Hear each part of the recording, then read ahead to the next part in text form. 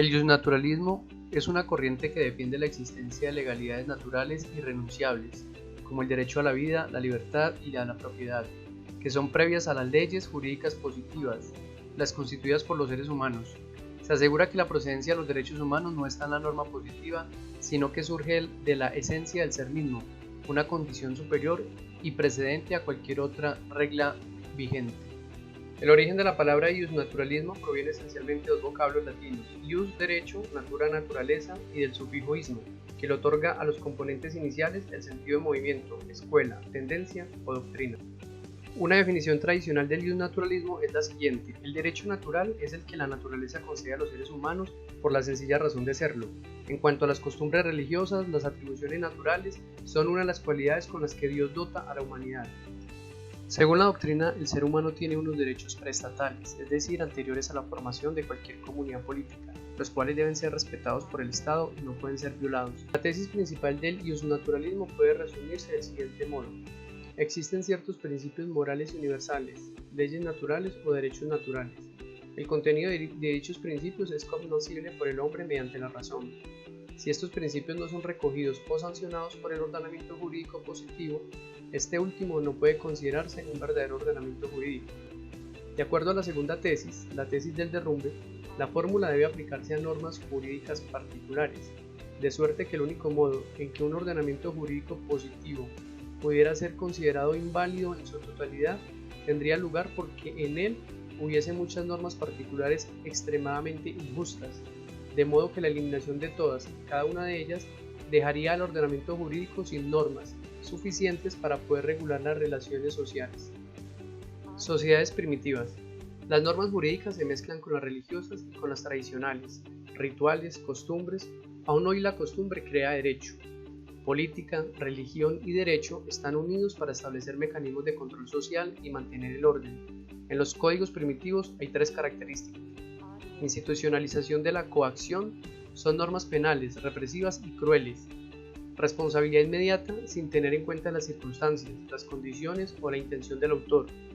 Los contratos solo tienen validez cuando se establece una garantía real, no hay obligación de dar la palabra si no es por escrito. Y las sociedades civilizadas. Desde Grecia la idea de justicia se imbrica en las leyes, aparece la legalidad. Hay una autoridad capaz de sancionar legalmente y establecer nuevas normas con rango de ley. Se utilizan procedimientos judiciales estandarizados. Igualdad ante la ley. La ley se aplica por igual a todos los miembros de la sociedad. La objetividad e impersonalidad de las relaciones jurídicas origina un derecho menos represivo que no está basado en la venganza. El justnaturalismo teológico, de la filosofía medieval con la teología, considera a la ley natural como una participación de la ley divina y habrá de expresarse en la ley humana o positiva, por cuanto exige que esta última sea justa. San Agustín afirmaba: no parece que sea ley la que justa no fuese, y Tomás de Aquino ratificaba: la ley injusta no es ley sino corrupción de ley. El contenido de la ley natural son los primeros principios prácticos, como procurar el bien y evitar el mal. El justnaturalismo racionalista del siglo XVII y XVIII suprime la referencia a la ley divina, sostiene que el derecho natural existía aun cuando Dios no existiese. Según la experiencia de Bogrocio, el fundamento de tal derecho es la propia racionalidad humana, que es capaz de descubrir en la naturaleza ciertas leyes universales e inmutables. Son como tres reglas de oro de la jurisprudencia romana: o dar a cada uno lo suyo, vivir honestamente y no hacer daño a nadie. El justnaturalismo, naturaleza de las cosas. Grecia toma el derecho natural como normas adecuadas a la naturaleza de las cosas, rectamente interpretada por la razón humana, esto expuesto por el filósofo Aristóteles. Divide la justicia en dos: lo que es natural se refiere a la fuerza en todas las partes independientemente de lo que parezca o no, y legal aquello que en un principio da lo mismo que sea así o de otra manera. El justnaturalismo ha sido la tradición del pensamiento jurídico más duradera. Sus orígenes se remontan a la Grecia y Roma clásica con Sócrates, Platón, Aristóteles, Cicerón, y llega hasta nuestros días, habiendo sido la corriente dominante durante toda la Edad Media, con el justnaturalismo teológico, Santo Tomás, San Agustín, la escolástica española, y durante la Edad Moderna, la época de la Ilustración, teorías del contrato social de Montesquieu, Rousseau, Locke, Hobbes, y justnaturalismo racionalista de juristas como Tomasio, Brocio o Pufendorf. A comienzos del siglo XIX, el justnaturalismo entró en una profunda crisis. pero no desapareció del todo, y después de la Segunda Guerra Mundial se detectan cierto renacimiento de las doctrinas del derecho natural. Thomas Hobbes.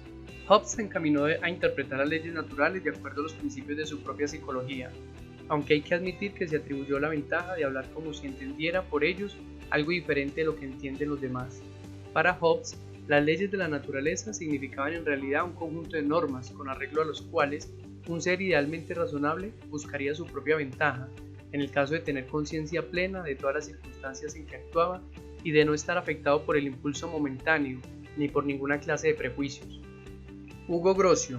Este personaje definió el derecho natural como un dictado de la recta razón, que señala que una acción, según que sea o no conforme a la naturaleza racional, tiene en sí una calidad de fealdad moral o necesidad moral, y que en consecuencia tal acto es prohibido u ordenado por el autor de la naturaleza, Dios. Es importante el significado preciso de esta referencia al mandato divino. En realidad, como Grocio se esforzó en aclarar, no añadía nada a la definición ni implicaba nada como sanción religiosa.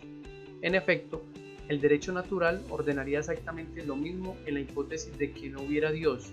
Jean Rousseau. El argumento que presentó Rousseau es el que el hombre natural era un animal que observaba una conducta puramente instintiva. Todo pensamiento, cualquiera que sea, es depravado. El hombre natural carecía enteramente de lenguaje, y sin lenguaje es imposible toda idea general. En consecuencia, el hombre natural no era moral ni vicioso, no era desgraciado pero tampoco feliz.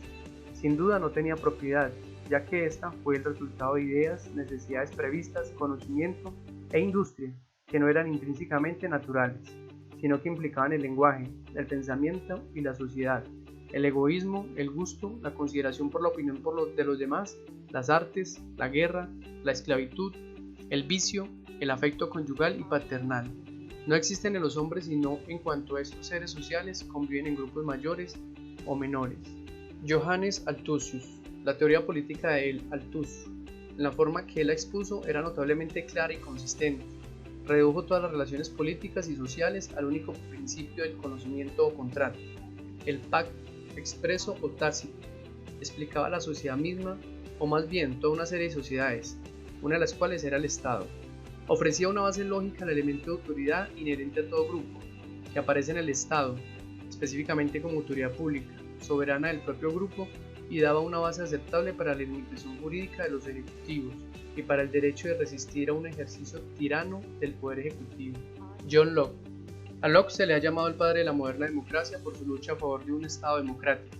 Locke rechaza la doctrina del absolutismo y el derecho divino de los reyes, pues para él todos los hombres son libres e iguales por naturaleza. Además piensa que los individuos poseen algunos derechos, entre ellos el de la propiedad. Según Locke, todo hombre posee el derecho natural a la propiedad, cuyo fundamento es el trabajo.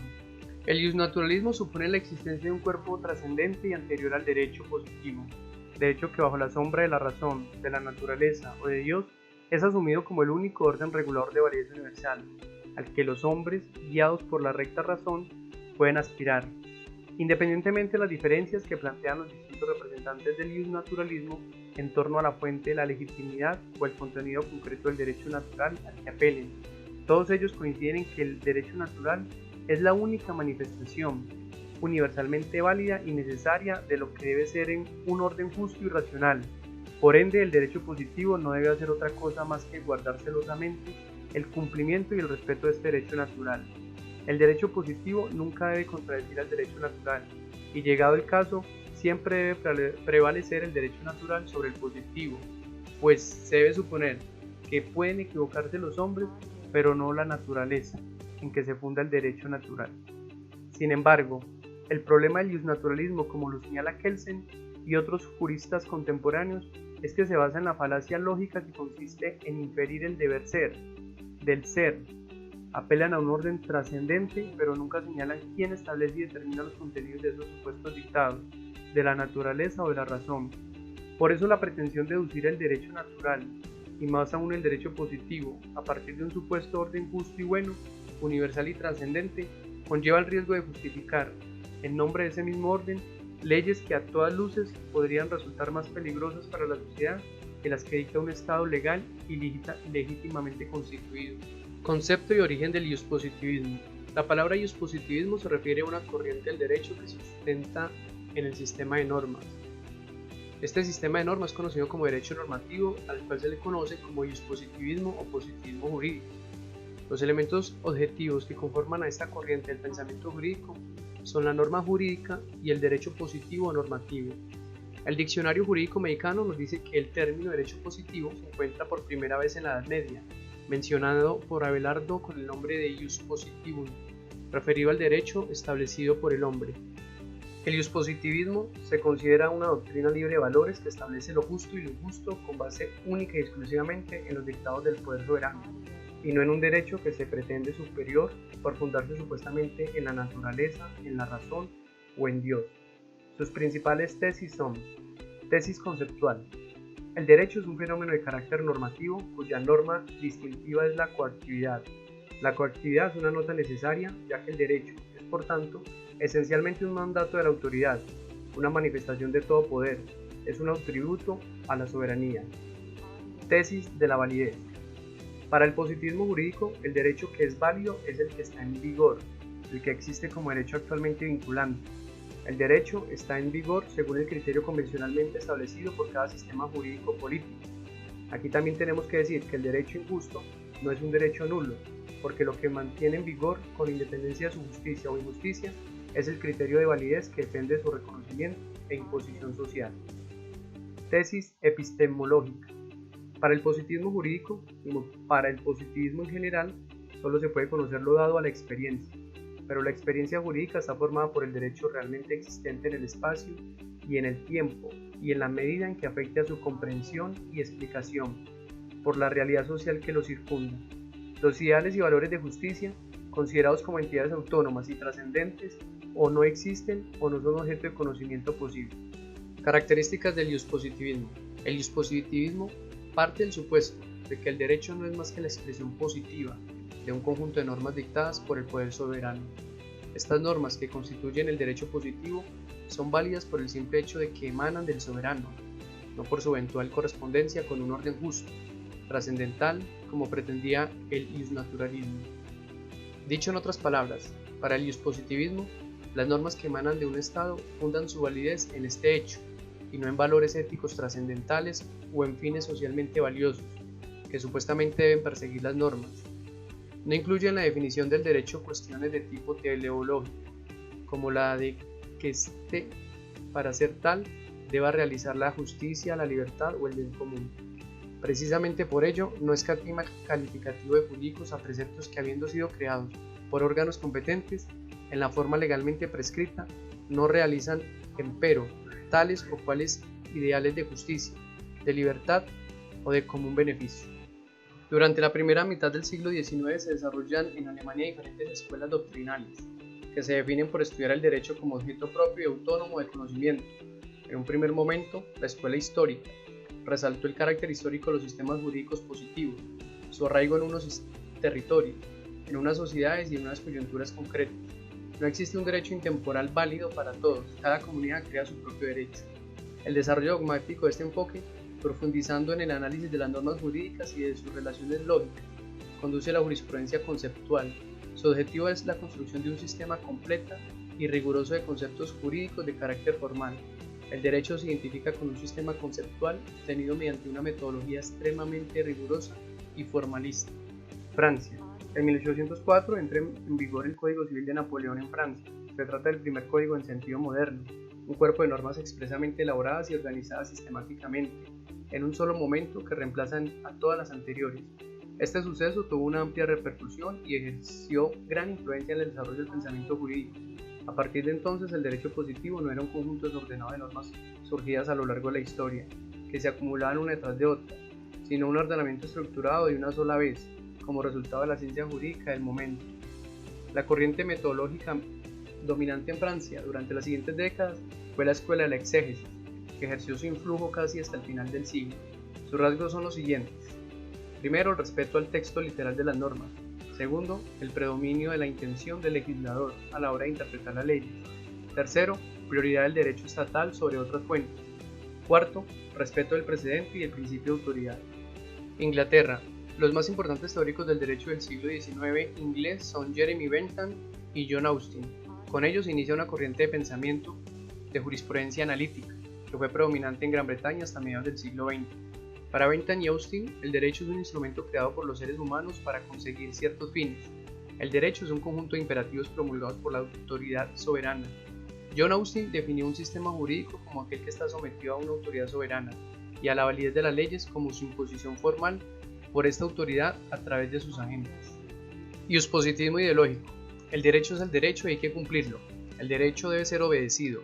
El derecho es razón suficiente para actuar con toda justificación moral. Una variante del iuspositivismo ideológico es el formalista. Para estos últimos, el derecho legislado goza de la propiedad de la plenitud hermética. No tiene lagunas. La única interpretación válida del texto legal será la literal.